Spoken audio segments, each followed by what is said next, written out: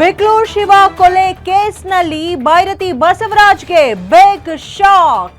BJP ಶಾಸಕ ಮಾಜಿ ಮಂತ್ರಿಯಾಗಿದ್ದಂತಹ ಬೈರತಿ ಬಸವರಾಜ್ ಅವರಿಗೆ ಬಂಧನದ ಭೀತಿ ಶುರುವಾಗಿದೆ. ಬೈರತಿ ಬಸವರಾಜ್ಗೆ ಸಿಆರ್ಪಿಸಿ 41ರ ಅಡಿ ನೋಟಿಸು ಜಾರಿಯಾಗಿದೆ. ಬೈರತಿಯಲ್ಲಿರುವಂತಹ ಅವರ ನಿವಾಸಕ್ಕೆ ಪೊಲೀಸರು ಭೇಟಿ ನೀಡಿ ನೋಟಿಸ್ ಅನ್ನ ಇಶ್ಯೂ ಮಾಡಿದ್ದಾರೆ. ಗೇಟ್ ಬಳಿ ಬಂದು ನೋಟಿಸ್ ಅನ್ನ ಸ್ವೀಕರಿಸಿದ್ದಾರೆ ಬೈರತಿ ಬಸವರಾಜ್ ಅವರ ಮಗ. ಪುತ್ರನಿಂದ ನೋಟಿಸ್ ಸ್ವೀಕಾರ ಆಗಿದೆ. ಪ್ರಕರಣದ ತನಿಖಾಧಿಕಾರಿ ವಿಚಾರಣೆಗೆ ಹಾಜರಾಗುವಂತೆ ಈ ನೋಟಿಸ್ನಲ್ಲಿ ಉಲ್ಲೇಖ ಮಾಡಲಾಗಿದೆ. ಎಸಿಪಿ ಪ್ರಕಾಶ್ ರಾಥೋಡ್ ಮುಂದೆ ಹಾಜರಾಗಲು ಸೂಚನೆ ಕೂಡ ನೀಡಲಾಗಿದೆ. ಇನ್ನು 48 ಗಂಟೆಯ ಒಳಗೆ ವಿಚಾರಣೆಗೆ ಹಾಜರಾಗುವಂತೆ ನೋಟಿಸ್ ನೀಡಲಾಗಿದೆ. ಏನು ಬಿಕ್ಲು ಅವರ ಕೊಲೆಯ ಪ್ರಕರಣ ಏನಿದೆ, ಆ ಕೊಲೆಯ ಪ್ರಕರಣದಲ್ಲಿ A5 ಆಗಿರುವ ಶಾಸಕ ಬೈರತಿ ಬಸವರಾಜ್ಗೆ ವಿಚಾರಣೆಗೆ ಹಾಜರಾಗಬೇಕು ಅನ್ನುವಂತಹ ಸೂಚನೆ ಸಿಕ್ಕಿದೆ.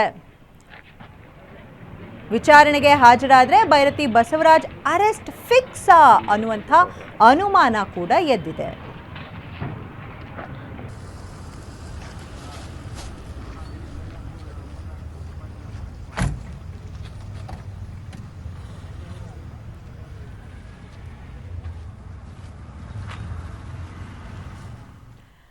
ಇದರ ಬಗ್ಗೆ ಹೆಚ್ಚಿನ ಮಾಹಿತಿ ನೀಡೋದಕ್ಕೆ ನಮ್ಮ ಕ್ರೈಮ್ ಕರೆಸ್ಪಾಂಡೆಂಟ್ ಅಜಯ್ ಅವರಿದ್ದಾರೆ.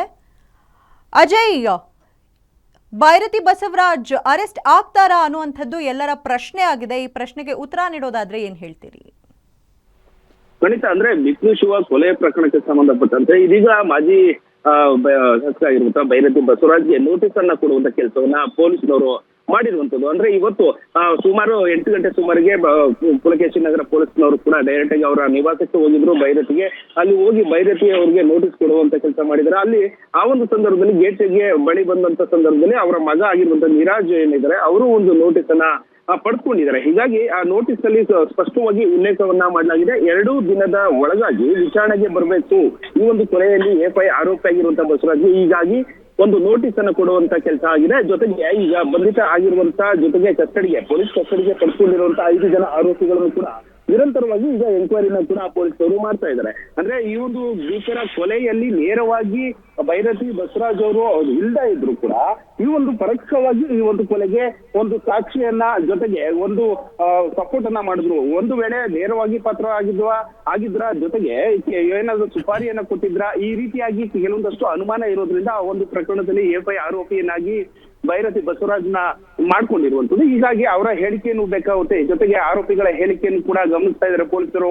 ಒಬ್ಬೊಬ್ರು ಒಂದೊಂದು ರೀತಿಯಾದಂತಹ ಹೇಳಿಕೆಯನ್ನ ಕೊಡ್ತಾ ಇದ್ದಾರೆ. ಜೊತೆಗೆ A1 ಆರೋಪಿ ಆಗಿರುವಂತಹ ಜಗದೀಶ್ ಏನಿದ್ದಾನೆ ಅಲಿಯಾಸ್ ಜಗ್ಗ, ಆತನು ಕೂಡ ಅಬ್ಸ್ಟ್ಯಾಂಡ್ ಆಗಿದ್ದಾನೆ. ಯಾವಾಗ ಈ ಒಂದು ಪ್ರಕರಣ ಈ ಒಂದು ಕೊಲೆಗೆ ಸ್ಕೆಚ್ ಆಗ್ತಾರೋ ಆ ಒಂದು ಸಂದರ್ಭದಲ್ಲಿ ಆತ ಬೆಂಗಳೂರನ್ನ ಬಿಟ್ಟು ಅವರ ಬಾಮೈದಾಗಿರುವಂತಹ ಕಿರಣ್ ಏನಿದ್ದಾನೆ ಆತನಿಂದ ಈ ಒಂದು ಕೊಲೆಯನ್ನ ಮಾಡ್ತಿದ್ರು ಅವರ ಸಹಚರ ಜೊತೆಗೆ. ಹೀಗಾಗಿ ಅವರು ಅಬ್ಸ್ಟ್ಯಾಂಡ್ ಆಗಿದ್ರೆ ಜೊತೆಗೆ ಈ ಬಂಧಿತ ಆಗಿರುವಂತ ಕಿರಣ್ ಸೇರಿದಂತೆ ಮತ್ತಷ್ಟು ಆರೋಪಿಗಳನ್ನ ನಿರಂತರವಾಗಿ ಪೊಲೀಸರು ಎಂಕ್ವೈರಿ ಮಾಡ್ತಾ ಇದ್ರೆ. ಆತರಿಂದ ಸಾಕಷ್ಟು ಒಂದು ವಿಚಾರಣೆ ಹಂತದಲ್ಲಿ ಕೆಲವೊಂದಷ್ಟು ಮಾಹಿತಿಯನ್ನ ಜೊತೆಗೆ CDR ಗಳನ್ನ ಅವರ ಕಾಂಟ್ಯಾಕ್ಟ್ ಹೇಗಿತ್ತು, ಯಾವಾಗ ಕೊಲೆಗೆ ಸ್ಕೆಚ್ ಅನ್ನ ಹಾಕಿದ್ರು, ಹೀಗೆ ಹಲವು ರೀತಿಯಾದಂತಹ ಆಯಾಮದಲ್ಲಿ ಕೂಡ ಪೊಲೀಸರು ತನಿಖೆಯನ್ನ ಕೂಡ ಮಾಡ್ತಾ ಇದ್ದಾರೆ. ಹೀಗಾಗಿ ಬೈರತಿ ಬಸವರಾಜ್ ಅವರಿಗೆ 2 ದಿನದ ಒಳಗಾಗಿ ಒಂದು ವಿಚಾರಣೆಗೆ ಬರಬೇಕು, ತನಿಖಾಧಿಕಾರಿ ಆಗಿರೋರ ಮುಂದೆ ಹೇಳಿಕೆಯನ್ನ ದಾಖಲಿಸಬೇಕು ಅಂತ ಹೇಳಿ ನೋಟಿಸ್ ಅನ್ನ ಕೊಡುವಂತ ಕೆಲಸವನ್ನ ಒಂದ್ ಕಡೆ ಪುಲಕೇಶಿ ನಗರ ಪೊಲೀಸರು ಮಾಡಿರುವಂತದ್ದು. ಆದರ್ಶಿ, ಧನ್ಯವಾದಗಳು.